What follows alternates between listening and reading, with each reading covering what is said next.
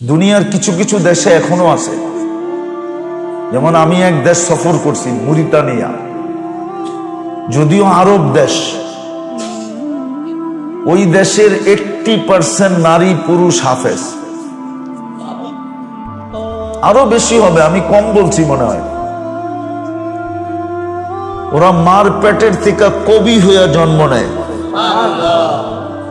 মরিতানিয়া আপনারা জান নাই,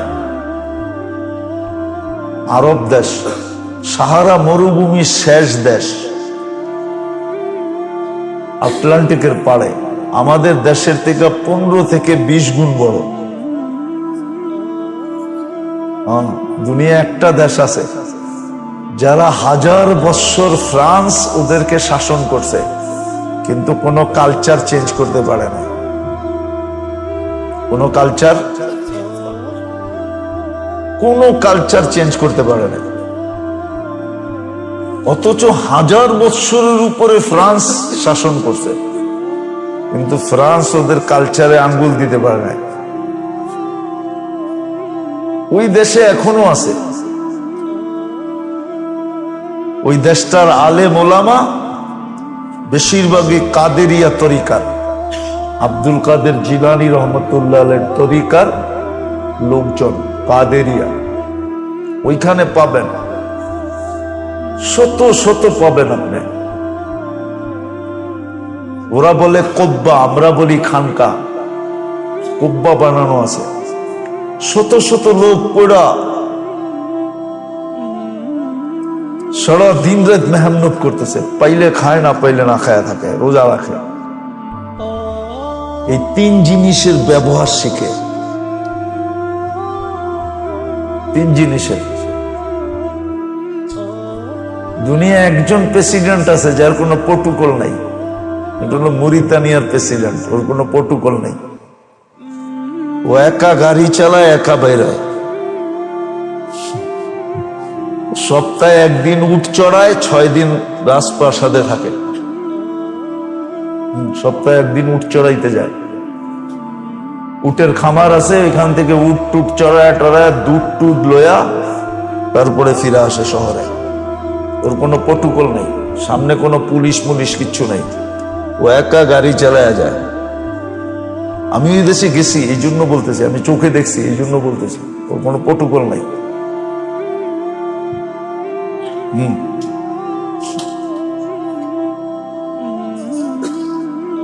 তো ওই দেশে আছে, আমাদের দেশে নাই। এই 3টার সহি ব্যবহার শিখার জন্য সবচেয়ে বড় যেটা ছিল,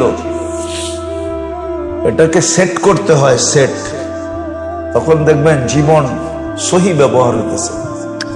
চাই সেটা বাজারে বসে থাকুক, চাই সেটা রোটে পড়া থাকুক, চাই সেটা ঘাটে পড়া থাকুক, চাই সেটা হাটে পড়া থাকুক, চাই বাজারে পড়া থাকুক, চাই মেইলে, চাই ফ্যাক্টরি, দুনিয়ার যেখানে পড়া থাকুক,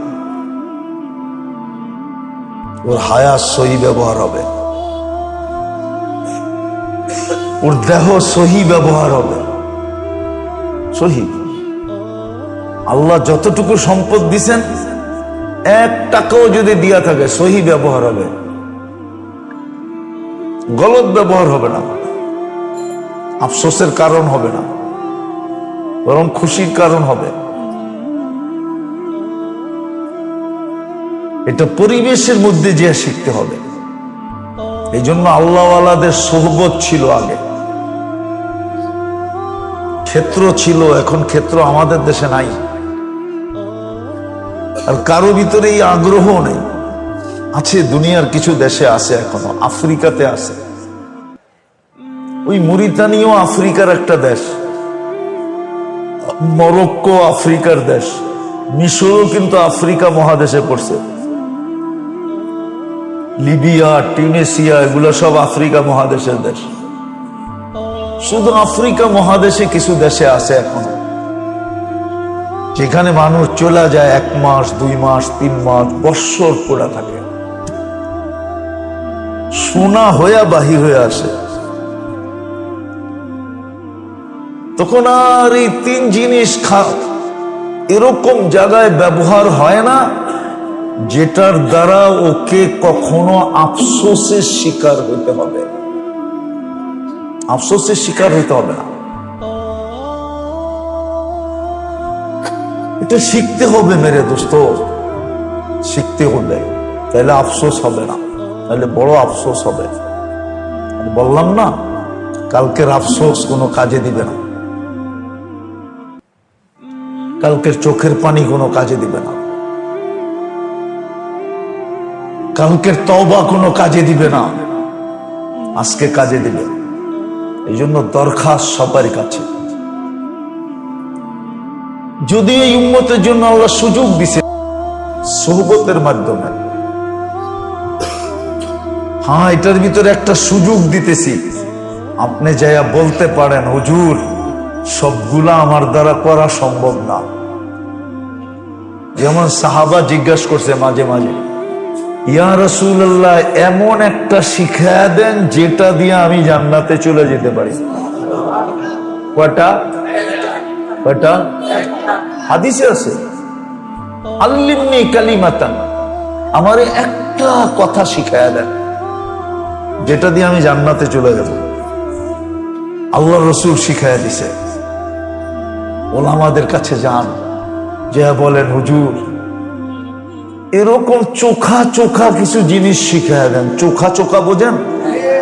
এটা কিন্তু ডাকায়া শব্দ। কি চোখা চোখা মানে কি? হ্যাঁ, আরে না, প্রসিদ্ধ প্রসিদ্ধ, মোটা মোটা, বড় বড়। হ্যাঁ, এটারে ঢাকায়রা কয় চোখা চোখা। চোখা চোখা কিছু শিখাইয়া দেন যেটা দিয়ে আমার এই তিনটা সুরক্ষিত হয়ে যায়, আর আমি হাসতে হাসতে জান্নাতে চলে যেতে পারি। আল্লাহ রসুল শিখাইছেন সাহাবাদেরকে। সাহাবারও বড় চালাক ছিল, সাহাবারও বড়, পুরুষরা তো ছিল ছিল, নারীরও চালাক ছিল। নারীরও আল্লাহ রসুলদের কাছ থেকে এসে শিখা নিছে। আম্মা জান আয়েশা রাদিয়াল্লাহু তাআলা আনহা বলছেন, আমাদের চেয়ে দিন শিখার ব্যাপারে মুহাজিরের মেয়েরা বহুত বেশি চালাক। আমরা ও আনসারের মেয়েরা, মুহাজির না, আনসাররা তো লজ্জা পাইতো, কিন্তু মুহাজিরের মেয়েরা কোনো লজ্জা পাইতো না। এমন ভাবে উপস্থাপনা করতেন, যেমন একটা দেখাই, বুখারী শরীফে আছে, এক মহিলা এসে বলতেছে, ইয়া রাসূলুল্লাহ ইন্নাল্লাহা লা ইস্তাহি আনিল হক, আল্লাহ হক বলার ব্যাপারে লজ্জা বোধ করে না। আল্লাহ রসুল বুঝা ফেলছে হয়তো একটা প্যাচ দিব, একটা, হ্যাঁ, উপস্থাপনা এরকমই। আল্লাহ যখন লজ্জা করে না, তো আপনি লজ্জা করবেন কেন? তারপরে মাসলা একটা জিজ্ঞাসা করে ফেলছে, আম্মা জান পিছন থেকে হাত টান দিছে, আরে তুই করতেছিস কি? লাউড স্পিকার বাইরেরটা খোলা আছে, নাইলে আচ্ছা বইলেই দিই। আতাহতালিমুল মারআতু, মহিলাদেরও কি নাইট প্রেসার হয়? আর যদি হয়েই গেল তো কি করবে? পুরুষেরটা তো জানা আছে, মহিলারটা তো জানা নাই। জানা আছে নাকি? ওই সময় জানা ছিল না, জিজ্ঞাসা ফেলছে। আনসারের মেয়েরা বড় চালাক ছিল, এরা আল্লাহর রসুলের কাছ থেকে চোখা চোখা জিনিস শিখা উম্মতকে দিয়া গেছে। সাহাবারা এরকম চালাক ছিলেন। এই জন্য বুখারী শরীফে আছে, সবসময় যারা আল্লাহ রসুলের সামনে থাকতেন, ওনারা বলতেন আমরা অপেক্ষায় থাকতাম কোন গ্রাম্য সাহাবী আসে কিনা। কি কি না, আমরা তো সবসময় সামনে থাকি। এমনি আল্লাহ না কইরা দিছে, লা তাসআলু রাসূলাকুম কামা সুইলা মূসা। মূসা আলাইহিস সালামকে যেরকম জিজ্ঞাসা করতো বনি ইসরাইল, তোমরা তোমাগো নবীকে এরকম বেশি জিজ্ঞাস করো না। কিন্তু গ্রাম্যরা তো এই আয়াত জানতো না, ঠিক না? ওরা আয়া ফটাফট জিগাইতো। তো সাহাবায়ে কেরাম বলতেন আমরা অপেক্ষায় থাকতাম গ্রাম্য কেউ আসে কিনা, আইসা প্রশ্ন করবে, আল্লাহর রসুল জবাব দিবে, আমরা মধ্যখান থেকে শিখা ফেলব। জন্য আপনাদের কাছে আমার দরখাস্ত, যদি আফসোস থেকে বাঁচতে চাই তাহলে এই তিনটা হেফাজত করতে হবে। হেফাজতের পদ্ধতি হক্কানি আলেম ওলামা আল্লাহওয়ালাদের সোহবত থেকে শিখেন, তাহলে বড় আফসোস করতে হবে। একটা উঠাই আল্লাহ দেখাবে। আমি একটা হাদিসের থেকে উদাহরণ দিতেছি। কিয়ামতের মাঠে একজনের সামনে আল্লাহ জান্নাত নিয়ে আসবে, ও জান্নাত দেখা খুশিতে বাগবাগ হয়ে যাবে। আল্লাহ বলবে এটা ছিল তোর, কিন্তু যদি তুই আমাকে খাওয়াইতি, তুই আমাকে খাওয়াস নাই, আমি তোর কাছে খাওয়া চাইছিলাম, তুই খাওয়াস নাই, যার কারণে তোর নামের থেকে কাইটা তোকে এটা দিলাম না, বাম দিকে তাকায় দেখ ওই দুচোখ দিলাম তোকে, এটা কিন্তু ছিল তোর জন্যই, কিন্তু তুই আমাকে খাওয়াস নাই, আমি খাইতে চাইছি। তো বন্দা বলবে আল্লাহ আপনি খাইতে চাইছেন আর আমি খাওয়াই নাই, এটা হয় কি করে? আল্লাহ বলে তুই বিশ্বাস করিস না? আল্লাহ চিত্র তুলে ধরবে, চিত্রের ভিতরে সে ভিডিও দেখতে থাকবে যে এক ফকির আসা তার কাছে আল্লাহর নামে চাইছিল, আল্লাহর নামে এক মুঠ খাওয়া, এক মুঠ বাদ দে, এক লোকমা খাওয়ার দে। আল্লাহ বলে তখন যদি তুই খাওয়ায় দিতি তো আমাকেই খাওয়ানো হতো, তুই খাওয়াস না, উল্টা গাড় ধাক্কা দিয়ে বের করে দিছস, বিদায় ওইটার বদলায় তোকে এটা দিলাম। উদাহরণ, পাক্কা ঠাক্কা উদাহরণ, হাদিসের উদাহরণ। এরকম একজনকে বলবে আমি তোর কাছে কাপড় চাইছিলাম, তুই আমাকে কাপড় পরাস নাই। এই জন্য মেরে দোস্ত, ওলামাদের থেকে শিখেন যদি আফসোস থেকে বাঁচতে চাই। আল্লাহর রসুল বড় সুন্দরভাবে আমাদেরকে বুঝাইতে চাইছিলেন, ইত্তাকিন নার ওয়ালাউ বিশাক্কি তামরা। আল্লাহর রসুল বলছে আজকে আমি তোর জন্য সুযোগ নিয়ে আসছি, এই দুনিয়ায় থাকাকালীন অবস্থা তুই খেজুরের একটা টুকরা দিয়েও জাহান্নাম থেকে বাঁচতে পারিস। কিন্তু আপনারা ওলামার থেকে শিখতে হবে খেজুরের টুকরাটা কোন জায়গায় দিলে, কাকে দিলে, কখন দিলে, শিখতে হবে। এই জন্য সবার কাছে দরখাস্ত, সবার কাছে দরখাস্ত, কথা শেষ, সবার কাছে দরখাস্ত, শিখেন, এখনো সুযোগ আছে। শিখবেন তো না শিখবেন না? ওলামা এখনো আপনাদের হাতের কাছে আছে। বাংলাদেশের ওলামা যেরকম সহজলভ্য, দুনিয়ায় কোথাও ওলামা এরকম সহজলভ্য না। আমি তো আমার জীবনের কাহিনী আপনাকে শুনাইছি মনে হয়, যে 700 কিলোমিটার দূর থেকে আসছে একটা মাসলা জিজ্ঞাসা করতে। 2008-এ আমি ফ্রাঙ্কফুর্টে বসা ছিলাম, 700 কিলোমিটার দূর থেকে আসছে। মাসলাটা কি জানেন? ও নব মুসলিম, ওর মা বাবা মুসলমান হয় নাই, ও আমার কাছে মাসলা জিজ্ঞাসা করতে আসছে, হুজুর মুফতি সাহেব আমার মা বাবা মুসলমান হয় না, আমি নব মুসলিম, আমার মা বাবার সাথে আমি কেমন ব্যবহার করব? অথচ এই মজলিসে একজন বলুক যে আমি আমার মা বাবার ব্যবহার কিভাবে করব, এটা কোনো আলেমকে জিজ্ঞাসা করছি আজ পর্যন্ত? অথচ নব মুসলিম। দিয়া দেন নব মুসলিম, কথা কিন্তু শেষ।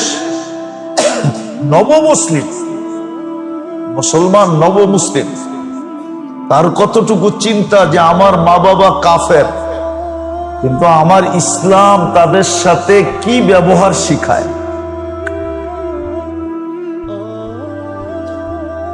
আমাদের দেশে উলামায়ে কেরাম পাওয়াটা সহজলভ্য, আল্লাহওয়ালা পাওয়া সহজ, পায়ের কাছে পাওয়া যায়, কিন্তু আফসোস আমরা শিখি না।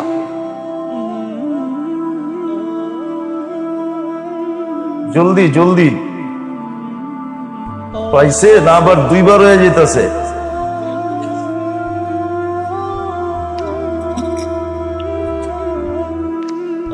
আল্লাহ জাযায়ে খায়ের দেখ, যে এই ব্যবস্থা করছে আজকে।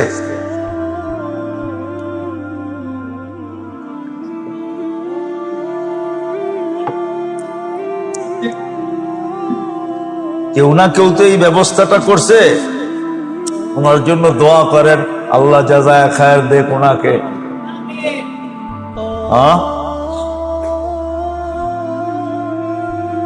মাইসে তো বড় বড় করে ইসলাহি প্রোগ্রামের দিন,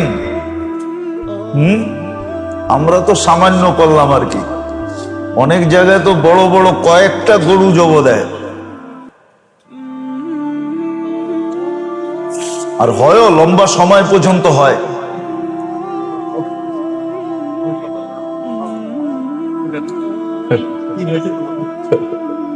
আলহামদুলিল্লাহ, আলহামদুলিল্লাহ,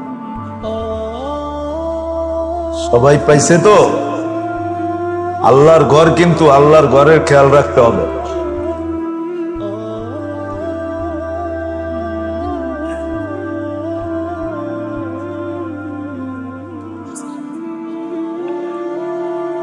আমারে তো মানুষ কয় আমি নাকি কবরতে উঠাইছি।